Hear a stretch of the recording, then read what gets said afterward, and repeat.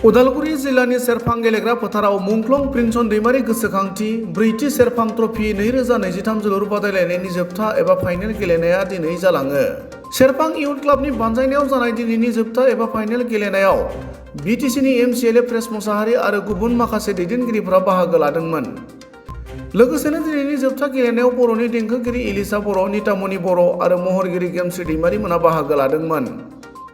मख'जाथाव दि मुंख्लं प्रिन्सन दैमारि गोसोखांथि ब्रैथि सेरफां ट्रफि जोलुर बादायलायनायनि फाइनेल गेलेनाया मैदेर एफसि आरो धुपगुरि एफसिनि गेजेराव जादोंमोन आरो बे गेलेनायाव धुपगुरि एफसिआ मैदेर एफसिखौ गल 3 सोनानै देरहासार बान्थाखौ मोननो हायो। गुबुन फारसेथिं बे हाबाफारियाव बाहागो लानानै एमसिएलए जेम्स मुसाहारि आरो जोलुर खेला सामलाय आफादनि बिबानगिरिया खौरांगिरिनि सिगाङाव ओरैबायदि बुङो। गिबियावनो नोंथां मिडियाफोरखौ गोजोननाय साबायखर बावनाय थाबाय। जोंनि बे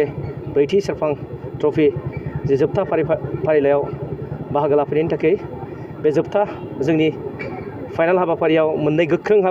टीमनि गेजेराव बादायलायनाय जादों। आङो बे समाव साफ्रोमखौबो हामबायनाय थाबाय जोंनि बिदि फाइनाल प्रग्रामाव लैहोर फैनानै जोंखौ हेफाजाब होनायनि थाखाय आरो जोंनि मानगोनां आलासि चिफ गेस्टफोरा आरो इनभाइटेड गेस्टफोरा फैनानै जोंखौ जथेस्थ' इन्सपिरेसन खालामबाय, जोंखौ बिदिनो गोजोननाय होबाय। बिनि थाखाय साफ्रोम आलासिफोर आरो साफ्रोम नायगिरि अडियेन्सफोरखौ साबायखर बावनाय थाबाय। जोङो 2017निफ्राय जों बेखौ स्टार्ट खालामदों, जागायजेनदों। जायफ्रा जोंनि गामिनि थाखाय मोजां खामानि मावलांनानै रुंसारि जालांबाय बिथांमोनखौ जों गोसोखांनाय हिसाबै जों बिथांमोननि थाखाय गेम होनाय, जाहाथे जोंनि जे सिखांबोनाय उन जेनेरेसनफ्राबो जाहाथे बिसोरखौ नोजोर होनानै जाहाथे सासे मोजां सुबुं मानसि जानो जाहाथे आवगायबोयो, बेखौ जोङो दिथा खालामनानै बे खेलाखौ जोङो होनाय जादों। नेक्स्ट इयारनि थाखाय जोंहा गुबुन सुबुं दङ, बिथाङाबो जोंनि समाजनि थाखाय गोबां अबदान खालामबाय, बिथाङा रुंसारि जालांबाय। बिनि थाखाय बेखौबो जों गोसोखांनाय हिसाबै फैगोन बोसोरावबो जोङो बिनि थाखाय होनो थाखाय जों लाहार फाहार थिग खालामना लाखाबाय। जोंहा सेथि बान्थाया दङ 40,000 उइथ ट्रफि आरो नैथि बान्थाया जोंहा 30,000 उइथ ट्रफि आरो बेस्ट प्लेयार दङ जायहा साबसिन बे खेलायाव बे टुर्नामेन्टआव जायहा साबसिन गेलेगिरि बिथांनो होनाय जागोन 3,000 आरो उइथ ट्रफि। साबायखर बावनो सानदों बे समाव जागायनायनिफ्रायनो जोंनि खाथि खालानि जे गामियाव थानाय गामिनि सुबुंफ्रा जोंखौ हेफाजाब होफैदों, लैहोर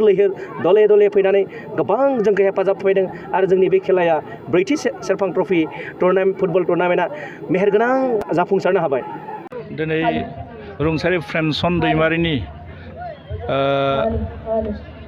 सेरफां जायखं क्लाबनि दैदेननायाव दिनै फाइनाल मोनसे मेच जानो थांबाय थादों। खोब मोनसे मोजां थासारि। आं बे टुर्नामेन्टनि गेजेरजों आसा खालामदों जे माखासे जोंनि गामि ओनसोलाव थानाय लाइमोन जायफोर फुटबलखौ मोजां मोनो गेलेनो, बिथांमोननि गेजेराव मोनसे थुलुंगानाय सफैगोन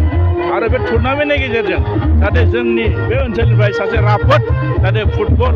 प्लेयार जन्म मोनो। मानोना जोंनि लाइमोनफ्रा दिनैनि थारिखआव बिराद स्ट्रं जोंनि गेजेराव बर' लाइमोनफोर दङ, खिन्थु बिथांमोना खाबु मोनाखै। खाबु मोनैनि थाखाय बिथांमोना माखासे गावनि टेलेन्ट जितु गावनि रोंगौथि बे रोंगौथि थाब्लाबो बिथाङा खाबु मोनैनि थाखाय गावखौ जाखांफु सासे गावखौ माने प्लेयार हिसाबै गावखौ इस्टाब्लिश खालामनो हायाखै। नंखायनो दिनैनि बे सेरफां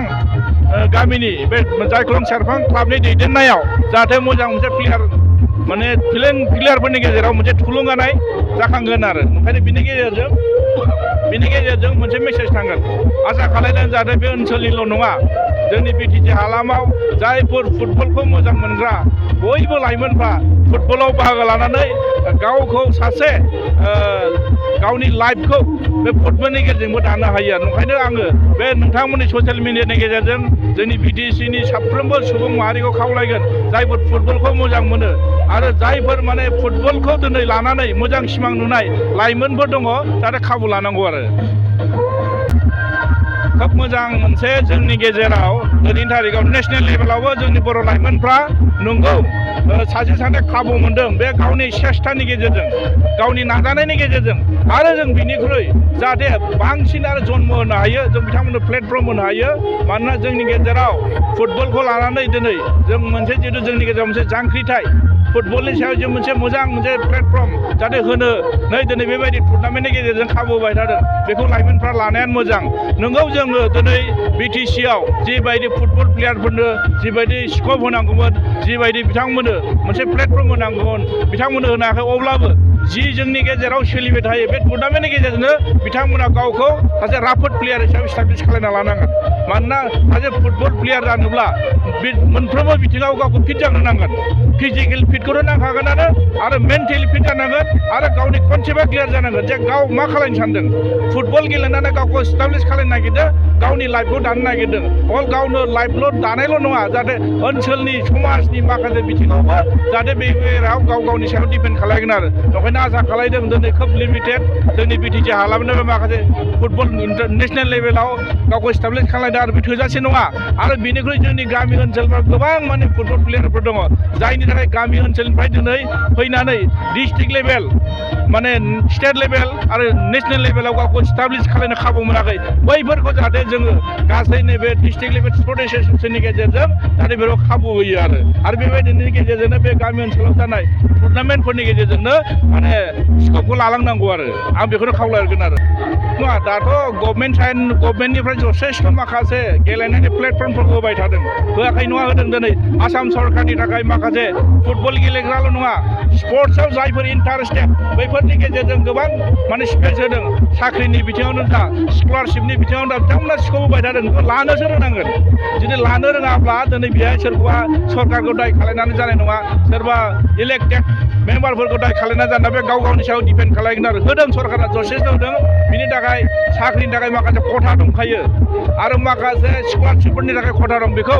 गावनो इस्टाब्लिश खालामना गावनि स्किलखौ देखायनानै बे खाबुखौ लानो रोंनांगोन आरो नंखायनो आं खावलायदों दिनै बे